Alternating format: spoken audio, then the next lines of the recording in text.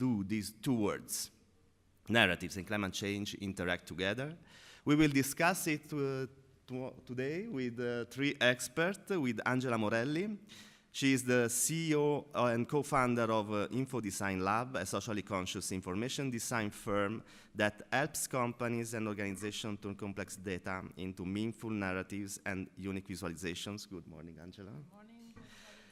And Jelena Prtoric, a journalist who has reported for a wide variety of publications in English, French, and Croatian. Jelena is part of the Arena for Journalism in Europe team and is managing the Arena Climate Network activities. This year, Jelena is working on an in-depth, data-driven investigation into the quality of drinking water in Europe as a Berta Challenge Fellow. Good morning. And we also welcome Meera Selva, an accomplished senior journalist with experience in Europe, Asia, and Africa. She is Deputy Director of the Reuters Institute for the Study of Journalism and Director of the Journalist Fellowship Programs. And she is also co-founder of the Oxford Climate Journalism Network. Welcome, Meera, thank you. And my name is Mauro Buonocore. I'm the Head of Communication and Media at CMCC, the Euro-Mediterranean Center of Climate Change. So before I leave the floor to what our expert has to say on this topic, I would like to show you a few slides to explain how we at a research center on climate change, a multidisciplinary research center on climate change, intend the word narrative. Because we know that the science is very important, but it is not enough to increase the public awareness on climate change. So one way we use one kind of narrative is a video game. Change Game is a mobile game that I think that it is interesting. I found it interesting in doing it because it is based on a real climate model. So we asked our scientists to build a real climate model, and this model provides information on a planet that the users and the players build together during the game, and the action of each player is in some way impacts the action of the other, and exactly as it happens in the real world. The more you produce CO2 emission, the more you produce climate impacts on the society, and not only on your own society, but also on the other society. And as it happens in the real world, it happens that the poorest are more vulnerable and are more impacted by the action of the richest. And another narrative that we use is a digital magazine, which is called Foresight. We provide on climate foresight articles, not scientific articles that are published by our scientific team, but we provide something like a kind of brand journalism, where what we provide are information about science. And we provide international press reviews and a glossary that we have called seeds, because we like to think that words are seeds that feed our future and our awareness about climate change. So you can find a glossary, but not with short definition, with in-depth definition of specific words that are at the center of the public debate on climate change, such as the models, the carbon capture and storage, and so on. The last thing I want to show you is the reports that we provide. This is a climate risk atlas that we published on the G20 countries. We start from the science. So the scientists provide their information, knowledge, and then as a communication team, we work together with them to provide fact sheets, infographics, and short text in order to condense the key message. In the atlas, you can find 11 sectors, starting from the climate as it is now and the scenarios of the future. The very last is about the CMCC award. It is a climate change communication award that we started last year. The second edition will be in the 2023. So I invite you to visit the website and to find information. But now I would start by asking our experts, our panelists, one keyword to explain in which way they interpret the word narrative in their activities. So, Angela. Okay, so I accepted Mauro's suggestion to use some slides, thank you, to use some slides while I'm talking. You said that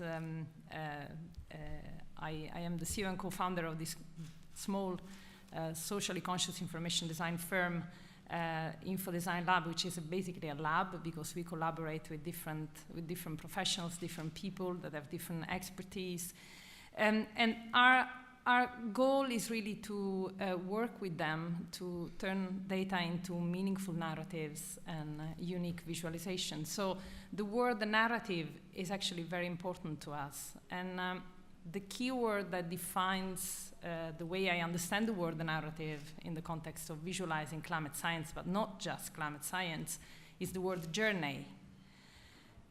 And the reason is because data visualization can be a powerful tool that we can use to build narratives. And these visual narratives can be seen as journeys that we design for the audience. And the shape of each journey can be influenced by how well we know the audience, by what we want them to do with the information, by the type of experience that we are building for the readers. So are we building, for example, explanatory journeys, or are we building exploratory ones?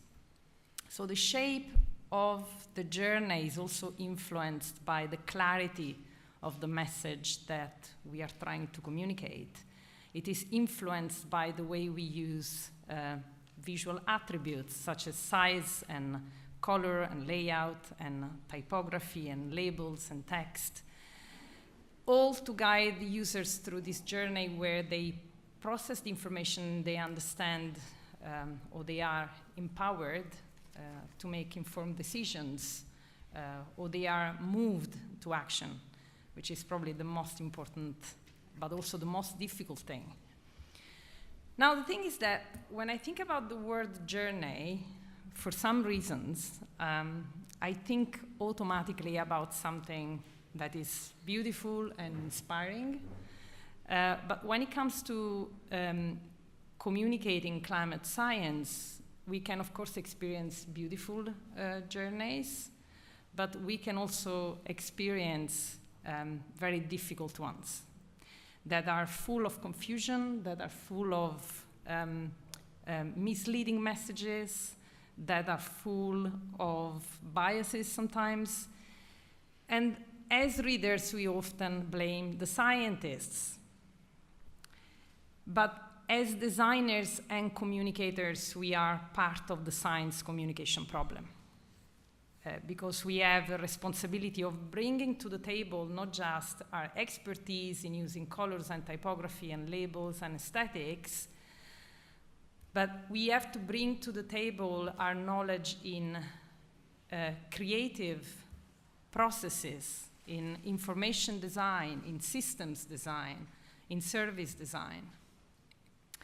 And one thing that I'm really interested in is how can we increase our collective literacy when it comes to the importance of co-design processes to build good data journeys in climate science. Because many out there, including scientific organizations, still consider design as something that you can attach to your chart at the very end of the journey, and I think it's completely wrong. So we have a responsibility to change that because it's a huge mistake and it is a missed opportunity. So that's my keyword. It's journey. So journey. So the narrative of climate change as a journey, and in data visualization, working in close contact with the scientists. Yeah. And Meera, how do you see narrative of climate change in climate change journalism? Thank you. My word, which I haven't told you before, I think is diversity here. Because what I want to look at, you talked about images and who comes in at the beginning of a process and the beginning of a discussion on climate change. And I run the Oxford Climate Journalism Network at the University of Oxford. It's a new project. It brings together journalists from around the world for, I won't say the word training, it's for a kind of a process where they have seminars, but they also talk to each other, they learn from each other, they learn from us. And the idea is to rethink how we look at the issue of climate change in newsrooms and affect lasting structural change in newsrooms around the world. And the starting point on this is really we need to look at who is telling the story of climate change, how is it being framed, whose perspectives are being centered. We have data from 2019, so a few years ago, where we asked audiences around the world, how important do you think climate change is as an issue? And overall, you know, we cover almost 40 countries. It's about 65 to 70% said it's quite serious. The countries where they said it is really serious are Chile, Kenya, South Africa, countries where people are being very directly impacted. The kind of wealthy Northern European countries, Netherlands, Sweden, were saying, less than 50% were saying it's a serious issue. Now, when we look at issues that pertain to the global south, for want of a better phrase, we often think there's a kind of progress where they will eventually reach the stage where Western countries are. With climate change, it's the other way around. They are the future. They are seeing what we are now seeing in Europe. We've seen this in the last few years. So it's absolutely vital that when we look at this issue globally, we don't have this issue that we in Europe and in North America are sitting here telling the world, come to where we are, because that's where the future will be. It's not like that at all. And so when we look at journalism, our members at the Climate Network have really said what we need is not more training. We're very well trained. We know how to do our jobs. We need access to data. We need access to scientists. We need platforms because the media is in crisis and there are very few outlets that are financially viable in many countries, and they're also operating under huge political pressure. So they need support. They need kind of financial support. But they need the whole global community of journalists to understand that climate change is not an issue on its own, and it's not something that is going to affect one country one summer and then another country one winter, but one that is kind of part of our everyday lives and should be part of our everyday reporting. And the final point on this is the idea of agency and who has agency. And I think this is very important because when we look at how people consume news, people get very turned off by news if they feel it's despairing or if there's nothing to be done. And if you take this on a kind of broader scale, people in Fiji and the Solomon Islands who do face rising water levels also don't want a sense of being told, you're going to go underwater soon and that's your story. They are citizens of their country, they're aware of the dangers, and they are acting the way all citizens would do and all governments would do to try and mitigate what's coming. And so when we tell these stories, make sure that everybody has agency, because that's really vital, because that's the way you get a sense that there are things to be done, that it's not just absorbing bad news and a kind of having a sense of impending doom, but we as citizens do have things that can be done and things that we can ask governments to do crucially as well. Thank you, Meera. Very interesting. So diversity as a keyword to tell climate change. And Jelena, you do investigations and data-driven investigation. How do you interpret the word narrative in your job? I was a bit like, I couldn't decide between two words. I mean, the first one would definitely be question, as in two questions. I hope verbs are allowed. The other one is also a verb, and it's to explain. And actually, your question was about like building the narratives. And I think at Arena, we wouldn't define ourselves as an organization building the narratives, but it would be more about actually questioning what's out there and like seeing that if there is a promise of the European Green Deal, which has become a buzzword, what's actually behind it, like how it's being implemented, is it being implemented, what it actually means that by this and that year we will have I don't know how many new homes that will be adapted to the risk of increasing risk of floods, or that will be efficient. What does it actually mean? How much money is being put into that? who is influencing that discussion, or like why is money going in one direction, not in another direction. So Arena is not a publisher per se. What we do is we provide training for journalists. We are also moving in the direction of doing more, I would say, content, in the sense that we like coordinating investigations, or like looking, you know, what the next big stories might be, and then organizing investigations around those. And I think I chose the word first to question and then to explain, because I think there is a lot of, you know, we are not doing news journalism. And I think in news journalism, something is being announced, and then of course, like the media are there to cover it, and the media are there to say, like, okay, this is being announced, this is the new policy, and this should happen. And very often what is lacking is, you know, the follow-up. So an in-depth follow-up that should then explain, actually, oh, well, you know, this sounds like a good policy, but maybe it isn't. Or how did we actually come to this point to decide on this? So that's sort of that's sort of what our ambition is. And that's sort of what we want to do. And I think that's in the definition of investigative journalism, so I'm not like revealing something very new here, but yeah, that would be my word. What's yours? Yes, I showed the narrative. I think that I was not prepared for that.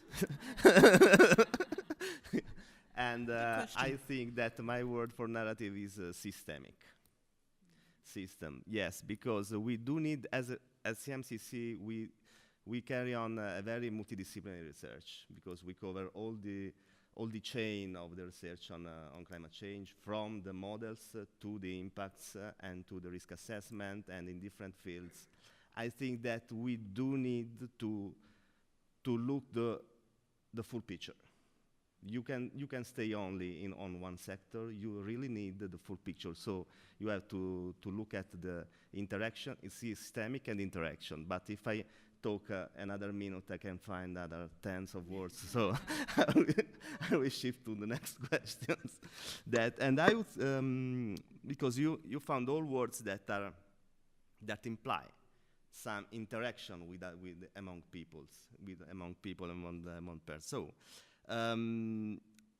How much networking is important in covering climate change? Meera, you just funded a network of journalists on climate change. Yeah. I think it's really interesting because I'm relatively new to the field. I'm not a climate change specialist at all. I'm a journalist, and I come to it from journalism, but I've hired a team, many of whom have worked in climate change communications and the energy industry for several decades. And what's very clear is there is a community. They have been speaking to each other and following the IPCC reports and mobilizing for years and years and years, and do it very effectively. And yet there is sometimes a bit of a disconnect to the wider journalistic community, and quite a significant disconnect. And what we've done in this network is try to bring in journalists who are also travel writers, politics writers, sports writers, and put them in front of the same scientists, and not provide a kind of entry-level climate science training, but to say, you know, you're intelligent, you're kind of leading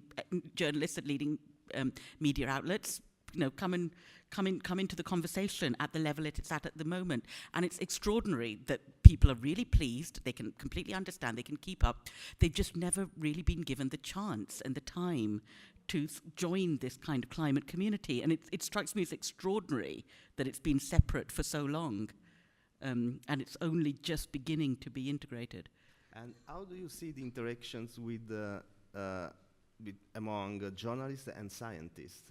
We have spoken to quite a lot of scientists about their interactions with journalists, and it's getting better, and there are some institutions like the UK Science Media Centre, for example, that are doing really excellent work in putting together scientists and journalists in a kind of forum where everybody gets what they need and nobody feels pressurized or let down.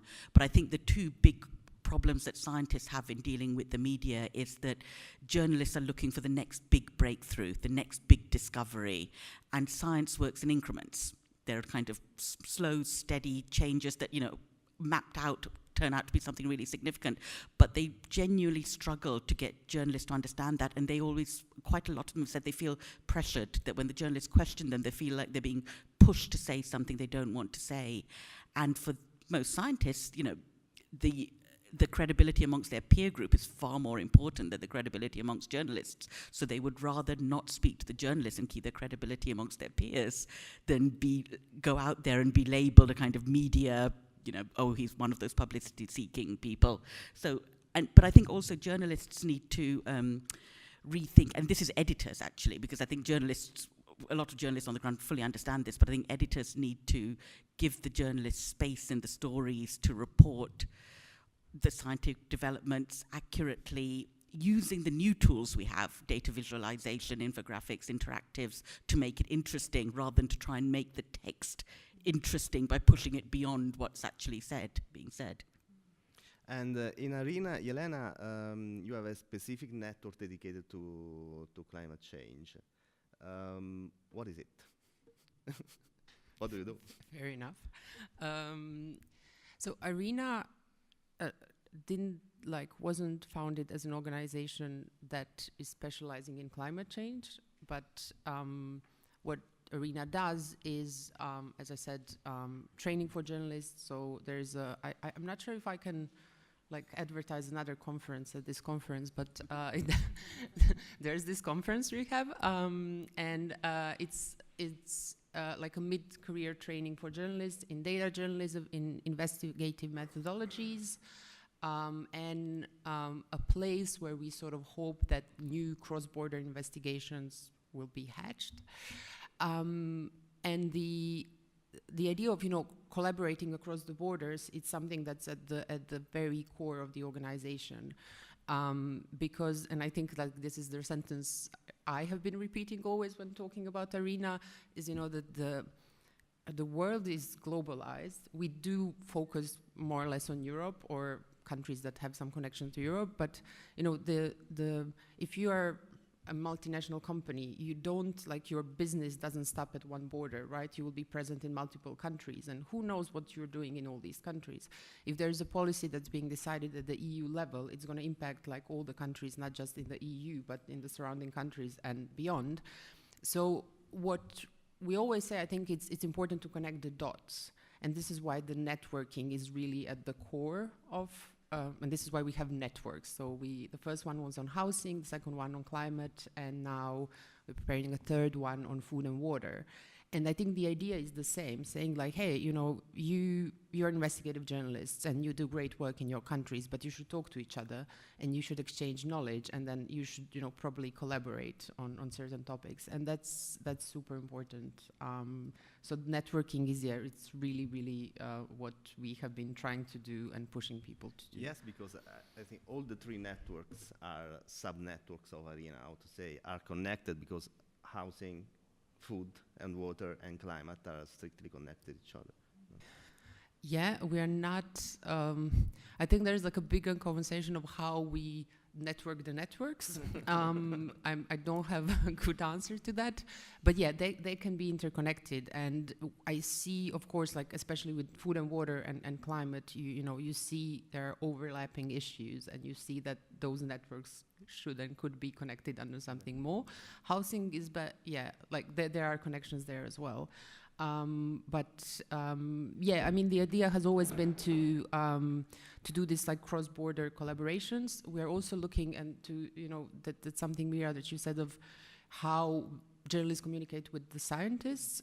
That's something that personally I find it very, very interesting. At Data Harvest Conference, we do something called data buffets, where we don't necessarily bring scientists, but we bring data providers. And we ask them, okay, so you have been collecting these data sets. Tell us how, and tell us what methodologies you use. Tell us, are these harmonized? How do you collect them? And I think it's very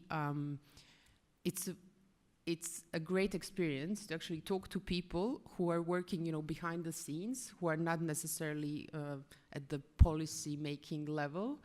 And who then, get this opportunity to talk to journalists and actually tell them, oh, this is how, if you take this data set, this is probably how you should interpret it, or this is how it works. So it's not just, I think that type of communication is super important, because we don't necessarily speak each other's language. And these meetings allow us to sort of get closer to each other and to, open the communication channels. So I think like cross-disciplinary work as well, or cross-disciplinary networks, are also something that we have been looking into. Again, maybe I will have a better answer in a couple of months or years or never, I don't know. But that's important. I think it's important to open these communication channels, to invite people in the networks, and then to start a conversation. And I don't know where it's going to take us, but... Thank you. And Angela, talking about different languages, maybe that scientists and data design, visualization design, not always speak the same language. How do you interact with scientists during your journey? Well, we one of the projects that we have worked on has been visualizing the figures for for 3 IPCC reports, but for the summaries for the policymakers. And we have been working with research organizations for the past 15 years, but I would say that entering an intergovernmental body, it's quite a challenge, it's quite an experience. Because if in a normal setting, you design with science teams that are made of, 10 people, here you are designing with 500. And yes, the first thing is to try to arrive at a level where we understand each other's language. So there is a lot of interaction that is about questioning the data, as Jelena said, and not questioning because you are trying to kind of like confront or prove wrong, but just because you really have to understand where the data come from, and you have to master the content. And you cannot master the content without the guidance of the scientists, because there are so many misleading paths that you can take without the guidance of the experts. So one of the things that we try to establish is really, especially in these formal settings, is try to define how the co-design process can work. So how many interactions do we need? How many iterations do we need? How many times do we need to talk to the scientist in order to get the answers to our questions? So that one side. There is another side that is very important, which is user engagement.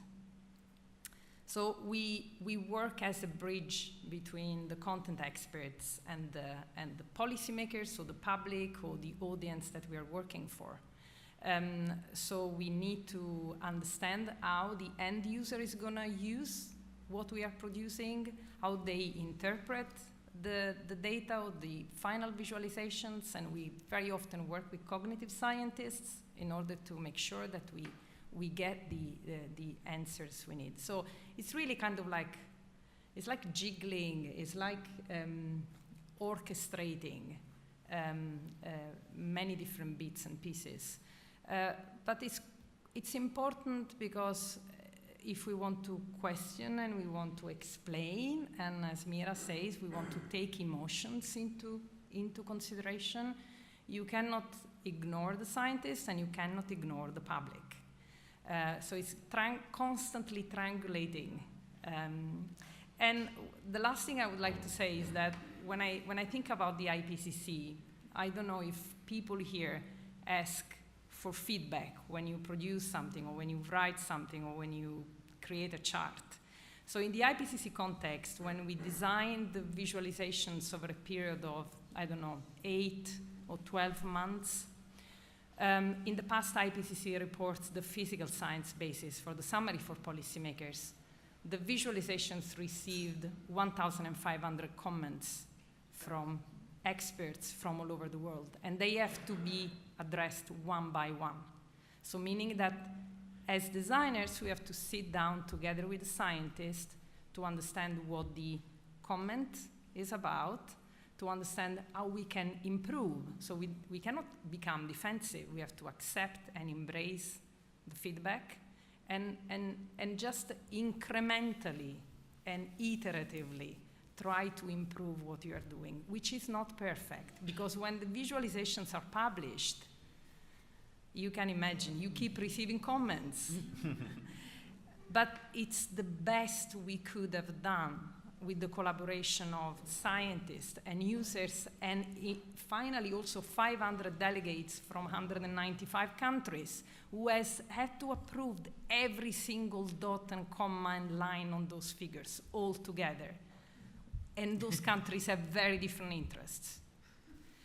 So what I'm trying to say is that even with all this orchestration and triangulation, you never land on the perfect product, but I think there is hope, because we can try to build more meaningful narratives through this orchestration. Yeah. Yes, but now we want to know what kind of comments you receive for your visualization of Well, the IPCC report. Well, the comments are there, and they are accessible, and you can go through them. And the comments are, of course, when we receive 1,500 comments, we have to categorize them. So there are comments that are related to cognition, there are comments that are related to colors, there are comments that are related to content. Very often, content and visual aspect are very much ingrained. You can see how some type of visualizations, and this is in general, can make people very angry if they don't get it. So very novel visualizations can be quite difficult. I don't know if you remember the visualizations that is full of hexagons, those maps that are hexagonal maps. I wish you could see the story, the internal stories of those maps before they got approved, because there was a lot of pushback also within the scientific community, because these are novel visualizations. And we were expecting a pushback from users and a pushback from delegates. But the intent of those maps is so crystal clear, because there is no need of using a projection when your goal is to show that something is happening in the same way across all the regions of the world. So you don't have to skew people's perception with geographical location or the size of a countries.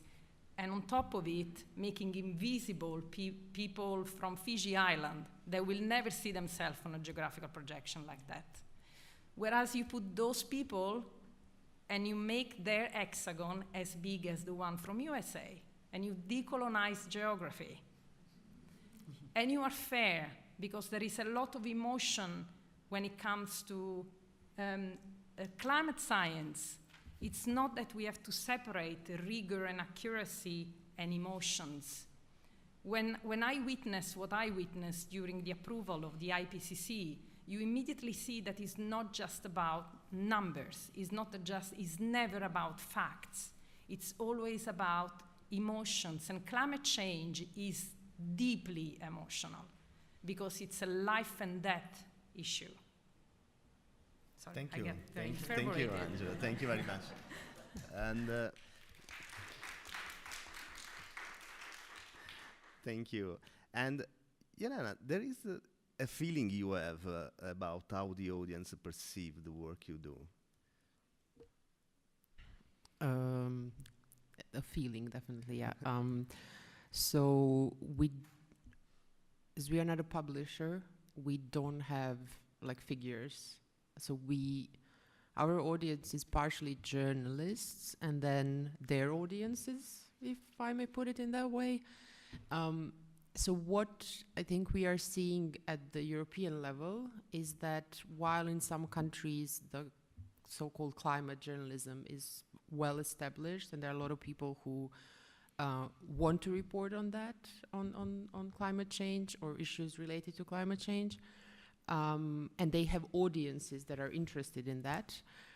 In some parts of Europe, it's much more difficult. I'm originally from Croatia, and I mean, just like the notion that there have been some improvements, but yeah, like talking about climate change, say like I'm covering climate change in Croatia, just like that doesn't exist, because there are not audiences to whom you can speak as a climate change journalist. So you can sort of incorporate it in some of the reporting you do, but it doesn't exist. So I think in Europe, what we are seeing is that there is, in terms of just like, what journalists do or can do, there are some countries that are definitely lagging behind. And it's mostly, there is like a, Eastern-Western divide or Southern. Yeah, I don't know, but let's say that, in when we organized, we had something called data mentorships that were specifically focusing on climate. And everyone who applied was from, like, I think 4 European countries. None of them were, like, in the Central and Eastern Europe. I see. And Meera, as an analyst of the journalism sector globally, how do you see that the audience is getting informed about climate change? Well, firstly, thank you. I've learned so much from the panelists, more than from anywhere else in this conference. It's been really, really interesting, especially the internal workings of the IPCC, which explain a lot of questions I had, actually, which I'd like to raise. But in terms of where do people get their news on climate change from, television is still significant, and it's the single biggest source of climate change news. About 35% of people globally still say they get most of their news from climate change. This obviously is not the full picture.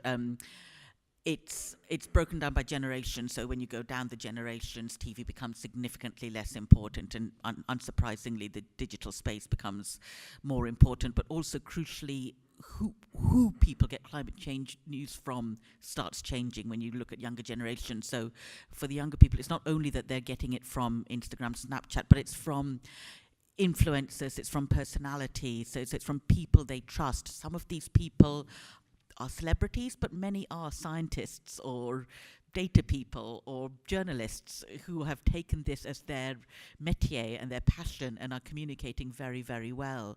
So again, as journalists and as media sectors, I think there needs to be a balance between having a kind of corporate overview of how to report on this and making sure that newsrooms are restructured and can cover the topic adequately and make sure there are resources, but also empowering the right people to reach audiences where they are.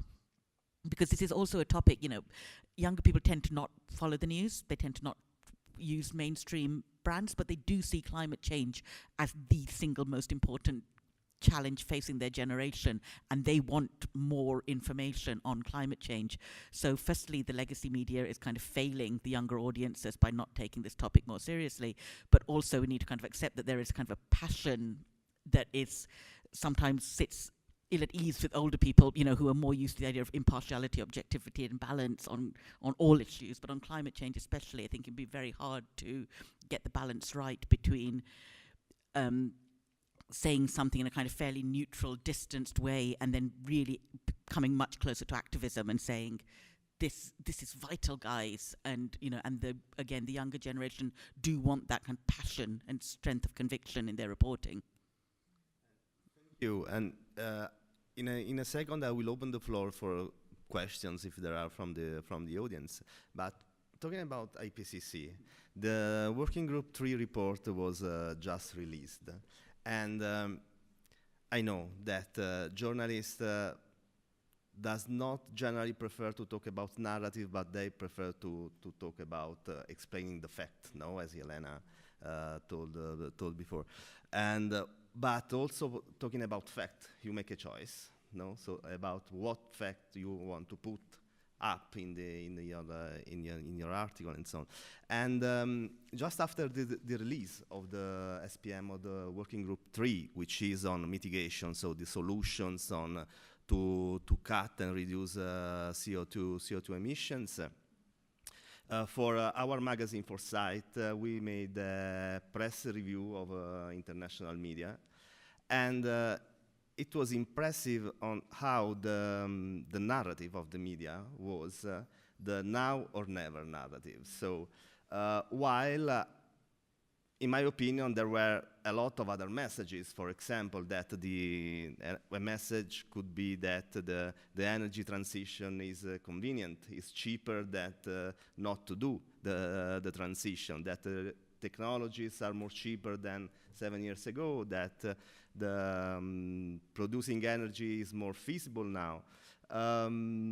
Why, in your opinion, Meera, the IPCC, but the journalists covering the IPCC report always choose the worst scenario? Well, because they have no choice. They're given the report on Sunday under embargo for a Monday release. No time to read thousands and thousands of pages and process it. So they go for the top line, which the IPCC authors themselves put in the now or never line. You know, that was in there. So it jumps out. So you need, we were talking about this yesterday, you know, the IPCC needs a bigger comms team that can be more nuanced, because if you present vast data sets with no notice and ask people to pull out the key points, they pull out the main points. And, you know, journalism is structured in a way to look for conflict, to look for urgency, to look for drama.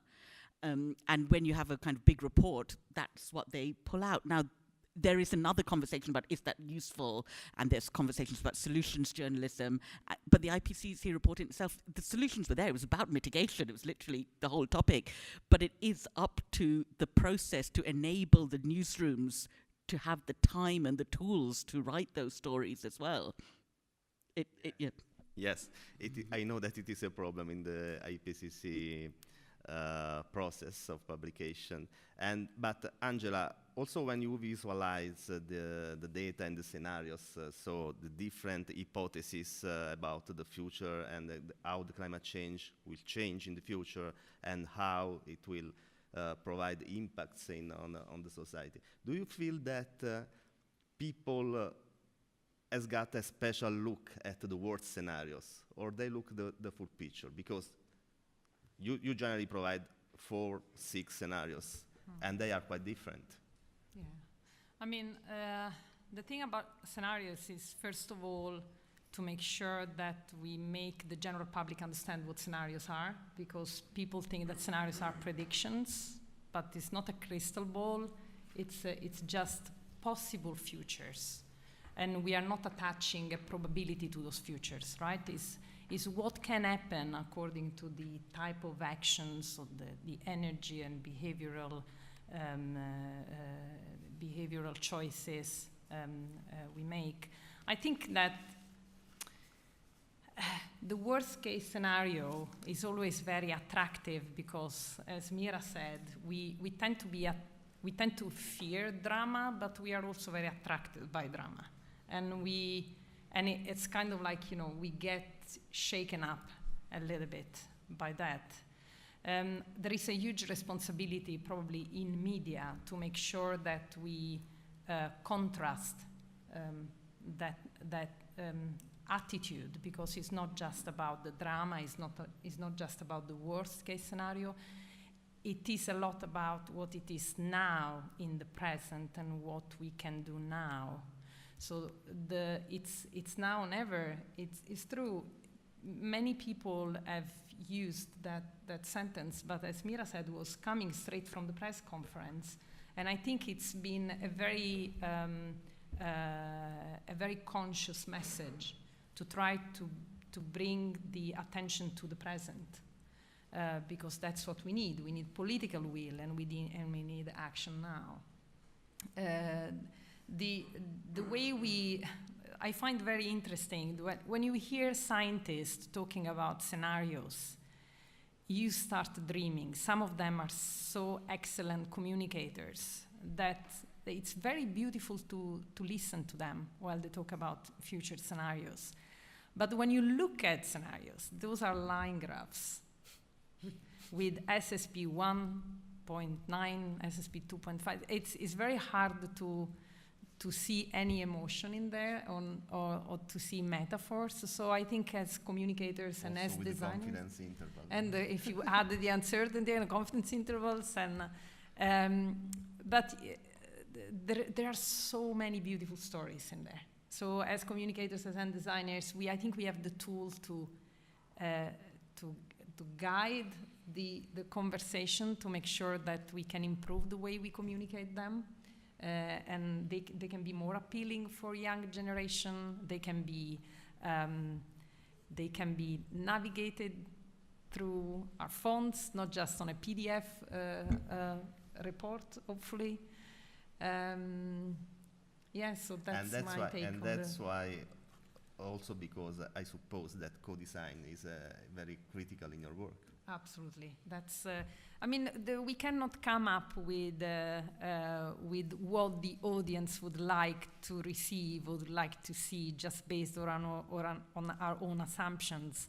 That would be the worst mistake. So the only way we have to design in a meaningful way is to talk to the people out there that will receive the information, not to think about the persona and how the average businessman aged 35, 40 would think in this situation. No, we have to get out there and talk to those people. We have to talk to policymakers. We have to talk to young generation and see what they need, what they want, what they would like to share, what makes them engaged. So that's how we can build good and meaningful narratives, again, to take it back to the beginning. And the same is true for the scenarios and for any technical matter or technical aspect, really. Thank you. So, questions from the audience? Yes, please. Please speak loud because... Yeah.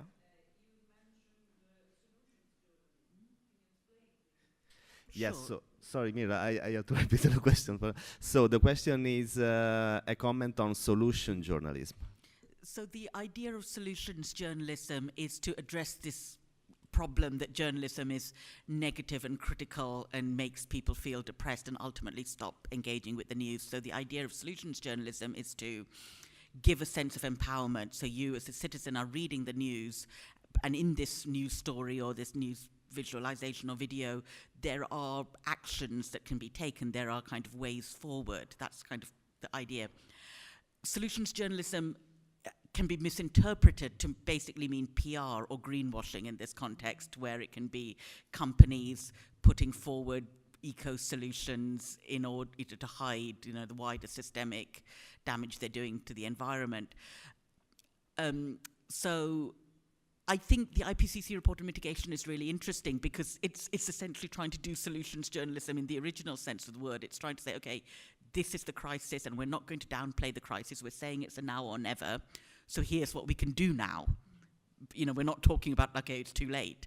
So I think that's the essence of what both the IPCC is saying and what good solutions journalism is, which is to say, right, let's recognize the crisis.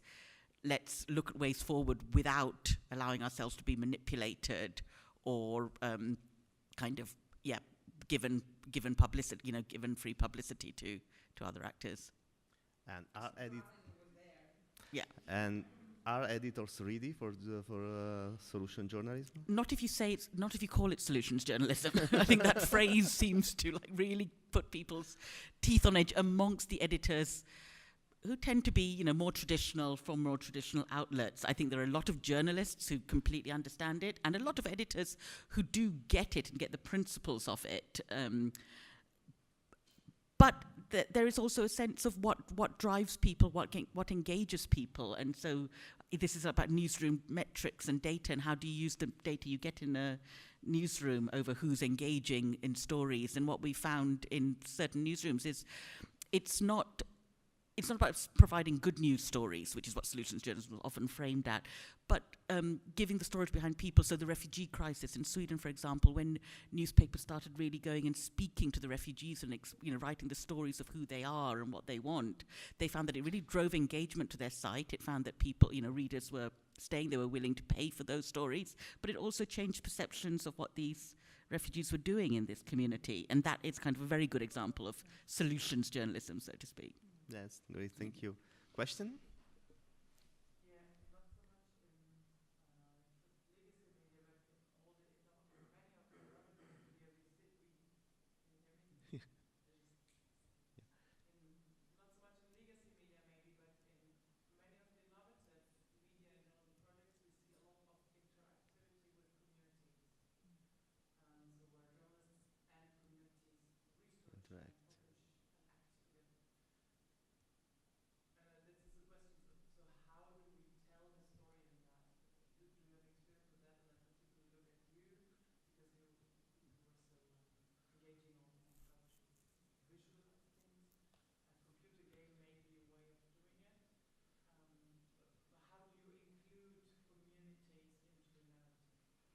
Yes, thank you. The question is how to include communities in telling stories about climate change.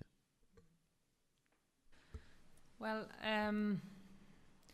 I mean, the how in terms of process is quite clear to me, because we have tools to facilitate that. And we start by, as probably in most communication projects, you identify your target audience, and we never just write a brief and that's it. We go out and talk to them from the very beginning.